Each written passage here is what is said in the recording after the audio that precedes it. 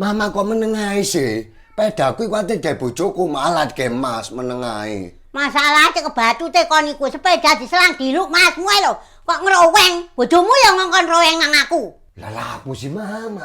Ate tembus nang bojoku barang ku. Aku dhewe sing ngongkon ngroweng. Lah terus ngene iki dhewe budal kerja numpak opo? Ngegrek ta becak kono lho, bojomu kan yo duwe dhuwit. Sakno masmu, kerja gak duwe sepeda. Kekno ae lho sepeda iku. Wong bojomu cek tuku anyar. Mesti karepe dhewe rek sing nyusano sapa, sing kenek sapa.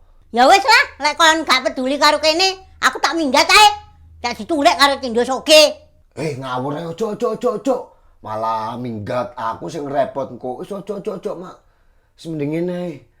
Engko Mas iku tak tukono peda anyar ae. Ojo peda iku, Mak. Iku ngene bojoku, peda kesayangane dhek iku soale. Aku gak mau tukokno. Ya tukokno, enmek.